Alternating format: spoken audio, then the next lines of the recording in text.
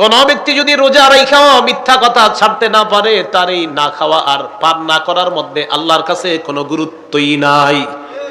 কোন ব্যক্তি মিথ্যা কথা ছাড়তে পারে নাই, রোজা রাখছে, নবী বলেন ফালাইসা লিল্লাহি হাজা, আল্লাহর কাছে কোনো গুরুত্ব নাই ফি আইয়াদা তাআমা, এই যে সে সারাদিন না খাওয়া, ওয়া শারাবা, সারাদিন পানি পান না করা, এতে আল্লাহর কাছে কোনো গুরুত্ব নাই। কেন? ও মিথ্যা ছাড়ে না।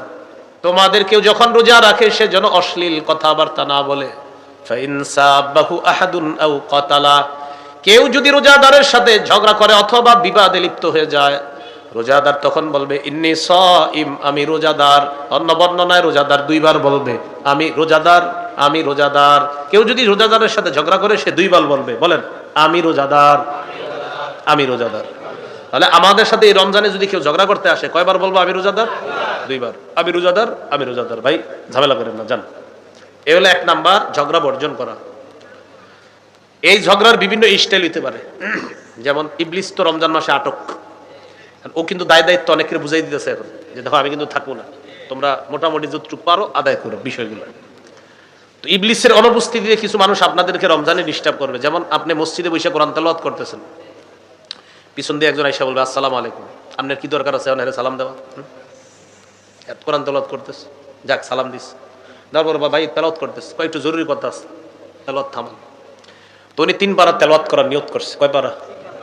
তো 1 পারা পইরা বন্ধ করছে। বলো কি বলবা? তাড়াতাড়ি, আমি আরো 2 পারা পড়তে হবে। ভাই রোজা রাখছেন? আলহামদুলিল্লাহ রাখছি। যাক সাহারি খাইছেন?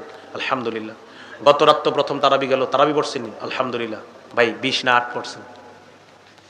কি জিজ্ঞাসা করছে? 20 না 8? আপনি বলবেন ও বুদ্ধিটা শোনেন। হ্যাঁ বুঝতে পারছি, তোমার প্রশ্নের জবাব দিচ্ছি। আচ্ছা এক কাজ করো, তুমি 100 বার সুবহানাল্লাহ পড়ো। বলবেন কেন? বলে 100 বার সুবহানাল্লাহ পড়লে আমি জবাব দিব। 20 না 8? আগে পড়ো, পড়াবেন, এরপরে আপনি কোরআন তেলাওয়াত করবেন। আপনি তো বাকি আছে 2 পারা। 100 বার পড়ার পরে বলবে ভাই পড়া হয়ে গেছে, বলবেন 100 বার আলহামদুলিল্লাহ পড়ো। আবার আপনি তেলাওয়াত চলবে, ও বলবে শেষ, বলবেন 100 বার আল্লাহু আকবার পড়ো, বলবে শেষ। 100 বার লা ইলাহা ইল্লাল্লাহ পড়ো। আপনি কি খারাপ কাজ করাইতেছেন না ভালো কাজ? 4টা 400 বার পড়ার পর এবার বলবে ভাই পড়ছি তো, এবার বলেন 20% না 8%? বলবেন একটা কাজ করো, মসজিদ তার একটা কোরআন নিয়ে বলবেন তুমি একটু পড়ো আমিও পড়ি, শেষ হয়ে যাবে একসাথে। তো পড়বেন, কিছুক্ষণ পর আপনার 3 পারা শেষ। শেষ হওয়ার পর বলবেন হ্যাঁ এবার বলো কি জানি বলতেছিলাম। তার আমি 20% না 8%? বলবেন 20ও পড়ছি 8ও পড়ছি। এই যে কি এক মেজাজ খারাপ করবো যে মিয়া আপনি এটা কোনো জবাব দিলেন, এতক্ষণ আমার এই লেগে বসে রাখছেন। বলবেন 20ও পড়ছি 8ও পড়ছি। বলবে 20 8 মানে? বলবেন 20 রাকাত সাহাবায়ে কেরামের ঐক্যমতে তারাবি পড়ছি প্রথম রাতে, আর 8 রাকাত তাহাজ্জুদ নবীর 12 মাসের আমল, পারি না প্রতিদিন, কিন্তু রমজানে সাহারির সময় আল্লাহ উঠাইছে 8 রাকাত তাহাজ্জুদ পড়ছি, এজন্য বলছি 20ও পড়ছি 8ও পড়ছি। 20 রাকাত তারাবি পড়ছি, 8 রাকাত তাহাজ্জুদ পড়ছি। সে বলবে তাইলে কি হইলো? তাইলে কি হইলো মানে পড়ছি, এখন কি করা? নিয়ত করে আসছিল আপনারা অনেক জ্বালাবে, কিন্তু এই লোক 30 সেকেন্ডে যে এইভাবে চলে যাবে এটা আপনি কল্পনাও করেন নাই। এর মাঝে কিছু আমল করাই দিলেন, কোরআন পড়াইলেন, জিকির করাইলেন, কিন্তু সে নিয়ত করে আসছিল, আপনার খবর আছে, কিন্তু সে বুঝেও নাই আপনি যে এরকম আধা মিনিটের মধ্যে বিদায় করে দিবেন। আমি কিন্তু বলছি না আপনাদের কেউ এরকম করেন, যদি এখানে কেউ এরকম থাকেন তো ওয়াজটা আপনাকেই করছি আমি। এই যে ওয়াজটা করলাম না, এখন অনেকে মনে করবে যে হুজুর এটা কারে বললেন, যে করে তারে। আপনাদের কেউ করেন কিনা সেটা বলেন, করলে আপনারই করতেছি ওয়াজটা। আপনার কে কইছে এরকম জ্বালাইতে রমজানে আরেকজনের? তাহলে রমজান মাসে যদি রোজাদারের সাথে কেউ ঝগড়া করতে আসে কয়বার বলবে আমি রোজাদার? তারাবি পড়ছেন ভাই রাতে? জি পড়ছি। 20 না 8? বলবেন 20ও 8ও। আরে 20 8 মানে? বলবেন 20 রাকাত পড়ছি সাহাবায়ে কেরামের ঐক্যমতে তারাবি, 8 রাকাত পড়ছি নবীর সুন্নাত তাহাজ্জুদ। পড়েন নাই কোনটা? বলবেন যে নিয়তে আসছেন সেটা পড়ি নাই। আসসালামু আলাইকুম জান। সেটা কি? ঝগড়া করতে নবী নিষেধ করছে। মনে থাকবেন ইনশাআল্লাহ। আল্লাহ আমাদেরকে বুঝার তৌফিক দান করেন। 2 নাম্বার বর্জনীয়, অনর্থক কথাবার্তা বর্জন করা। সহিহ বুখারী 2477 নম্বর হাদিস। قال رسول الله صلى الله عليه وسلم ان الله كره لكم ثلاثا, আল্লাহ তোমাদের জন্য 3টি বিষয় অপছন্দ করেছেন। আমাদের জন্য আল্লাহ কয়টি বিষয় অপছন্দ করেছেন? 1 নাম্বার কিলা ওয়া ক্বাল, অনর্থক কথাবার্তা বলা অপছন্দ করেছেন আল্লাহ। 2 নাম্বার ওয়া ইদাআতাল মাল, সম্পদ নষ্ট করা আল্লাহ অপছন্দ করেছেন। 3 নাম্বার ওয়া কাসরাতাস সুআল, বেশি অনর্থক প্রশ্ন করা আল্লাহ অপছন্দ করেছেন। অনর্থক প্রশ্ন করা আল্লাহ অপছন্দ করেছেন, এই অনর্থক প্রশ্ন না করা। তাহলে এর মধ্যে একটা আছে অনর্থক কথাবার্তা বলা নিষেধ। 3 নাম্বার বর্জনীয়, বলেন মিথ্যা বর্জন করা। বলেন সমস্ত পাপের মা মিথ্যা, মিথ্যা সমস্ত পাপের আম্মা। হ্যাঁ মিথ্যা কি সমস্ত পাপের? আম্মায় মিথ্যা বর্জন করা। সহিহ বুখারীর বর্ণনা 1903 নম্বর হাদিস। ক্বালা রাসূলুল্লাহ সাল্লাল্লাহু আলাইহি ওয়াসাল্লাম মান লাম ইয়াদা কাওলাজ যুর ওয়াল আমালা বিহি ফালাইসা লিল্লাহি হাজাতুন ফি আইয়াদা তা'আমাহু ওয়া শারাবা।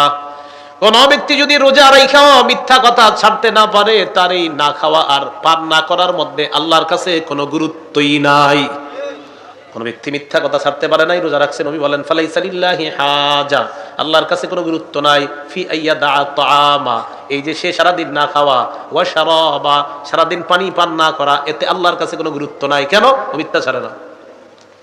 আমাদের দেশের অবস্থা, রমজান যত কাছায় কিছু অসাধু মানুষ তত বেশি মিথ্যা বেড়ে যায়। খেজুর, তরমুজ, এগুলা নিয়ে যে কি কাহিনী হবে দেখবেন।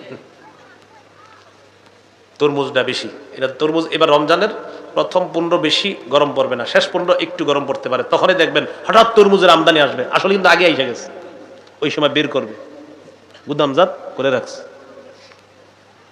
আর হলো ঈদ যত ঘনায় তখন মাশাআল্লাহ গরিব মানুষরাও কিছু সদায় করে। রমজানের ঈদে সবাই চায় যে একটু ভালো কিছু, জুতা দোকানে জুতা কিনতে গেছে, কত 1200 1150 দিন, আল্লাহর কসম কিনে আছে 1140 করে।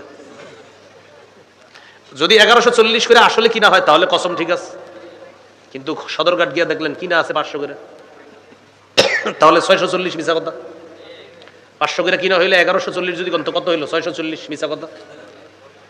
কিয়ামতের ময়দানে 5 জন দাগী আসামির মধ্যে একজন হলো যে এরকম মিথ্যা শপথ করে মানুষের কাছে পণ্য বিক্রি করে।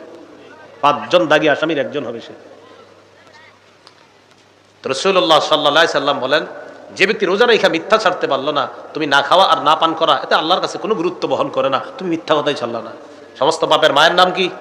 মিথ্যা। মিথ্যা ছাড়তে হবে। 4 নাম্বার গীবত ছাড়া, এই গীবত বর্জন করা। বলেন গীবত হলো আমল ধ্বংসের নীরব ঘাতক।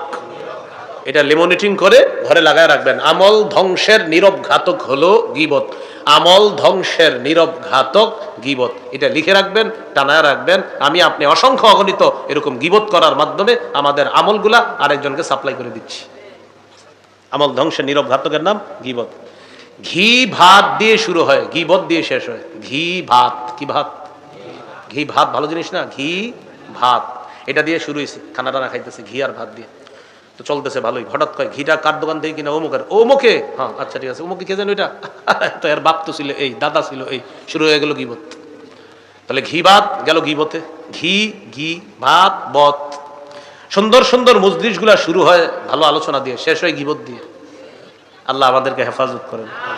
এই জন্য আপনাদের কাছে আমি দোয়া চাই। আমার একটা অভ্যাস, যেটা অনেকে পছন্দ করেন না, সাধারণ আমি কোথাও বসি না, গাড়ি টু স্টেজ, স্টেজ টু গাড়ি, গাড়ি টু আবার বাড়ি। কেন? আমি নিজের গীবত থেকে আমি বাঁচাই। আমার মুখ বেশি ভালো না, হয়তো আমি গীবত করে ফেলবো। এই জন্য আমি পার্সোনাল কোনো মজলিসেও বসি না। এতে আমার উপরে রাগ করাটা এটা সঠিক না, রাগ করাটা এটা সঠিক হবে না। পার্সোনাল মজলিসে কখনো বসতে বলবেন না আমারে, এটা আমি এড়ায় চলি। কেন এড়ায় চলি? আমারই গীবত হবে, এই জন্য এড়ায় চলি। এই জন্য বাড়ি টু গাড়ি, গাড়ি টু মঞ্চ, মঞ্চ টু গাড়ি, গাড়ি টু আবার বাড়ি। এছাড়া অন্য কোথাও পাবেন না। খানাটাও নিয়ে আসি যাতে কোথাও খাইতে না হয়। তো বলছিলাম 4 নাম্বার গীবত বর্জন করা। 1 নাম্বার ঝগড়া পরিহার করা, 2 নাম্বার অনর্থক কথা পরিহার করা, 3 নাম্বার মিথ্যা পরিহার করা, 4 নাম্বার গীবত পরিহার করা। এবার খুব মন দিয়ে শুনেন, বুঝে শুনে জবাব দেন। ঝগড়া হয় কি দিয়ে? অনর্থক কথা হয় কি দিয়ে? মিথ্যা হয় কি দিয়ে? গীবত হয় কি দিয়ে? তাহলে জিহ্বাটা আজকে থেকে নিয়ন্ত্রণ করতে হবে। বলেন এই রমজানে খানা পানি থেকে জিহ্বাকে হেফাজত করার পাশাপাশি ঝগড়া, অনর্থক কথা, মিথ্যা গীবত থেকে জিহ্বাকে হেফাজত করব। তিরমিজির 2616 নম্বর হাদিস, রাসূল সাল্লাল্লাহু আলাইহি ওয়াসাল্লাম বলেন, আল্লাকুব্বুন নাসা ফিন নারি আলা ওয়ুজুহিহিম আও আলা মানাখিরিহিম ইল্লা হাসাইদু আলসিনাতিহিম। বেশিরভাগ মানুষ মাথা নিচে পাগুলা উপরের দিকে দিয়ে ধাক্কাইতে ধাক্কাইতে জাহান্নামে নিক্ষেপ করা হবে শুধুমাত্র জিহ্বার অপরাধের কারণে। তাহলে জিহ্বার অপরাধ থেকে বাঁচবো তো ইনশাআল্লাহ। রাসূলুল্লাহ সাল্লাল্লাহু আলাইহি সাল্লাম বলেন, রোজা ছিদ্র হয় 2টি অপরাধের মাধ্যমে, 1 মিথ্যা, 2 গীবত। মিথ্যা গীবত হয় জিহ্বার মাধ্যমে, আর জিহ্বা বেশিরভাগ মানুষকে জাহান্নামী বানায়। আল্লাহ আমাদেরকে হেফাজত করেন। 5 নাম্বার লৌকিকতা বর্জন করা। আমি রোজা, আমার সাহারি, আমার তারাবি, আমার ইফতার সবকার জন্য। লৌকিকতা করা যাবে না, মানুষকে দেখানো যাবে না। বুলুগুল মারাম 440 নম্বর হাদিস, রাসূলুল্লাহ সাল্লাল্লাহু আলাইহি সাল্লাম বলেন, ইন্না আখওয়াফা মা আখাফু আলাইকুম আশ-শিরকুল আসগর আর রিয়া। তোমাদের ব্যাপারে আমি সবচেয়ে বেশি ভয় করি যে বিষয়টা, সেটা হলো তোমরা ছোট শিরকে লিপ্ত হবা। আর এই ছোট শিরক হলো রিয়া, লোক দেখানো, ইবাদত করা। সহিহুত তারগিবের 30 নম্বর হাদিসে আসছে রাসূল সাল্লাল্লাহু আলাইহি সাল্লাম বলেন, রিয়া বা লোক দেখানো ইবাদত এটা দাজ্জালের ফিতনার চেয়ে ভয়ঙ্কর ফিতনা। দাজ্জালের চেয়ে ভয়ঙ্কর ফিতনা লোক দেখানো ইবাদত করা। তাহলে আমাদের সিয়াম, সাহারি, তারাবি, ইফতারি কার জন্য হবে? 6 নাম্বার বর্জনীয়, অপচয় বর্জন করা। ইফতারি এতগুলা বানায়, বুঝছেন? মানে ইফতারি করার আগে কি মনে করে রোজাদার জানেন? সামনে শরবতগুলা, খানাগুলা, যে হ্যাঁ চিন্তা করে আমি সব খাবো, পরে শরবতটা খায় আর কিচ্ছু খাইতে পারে না।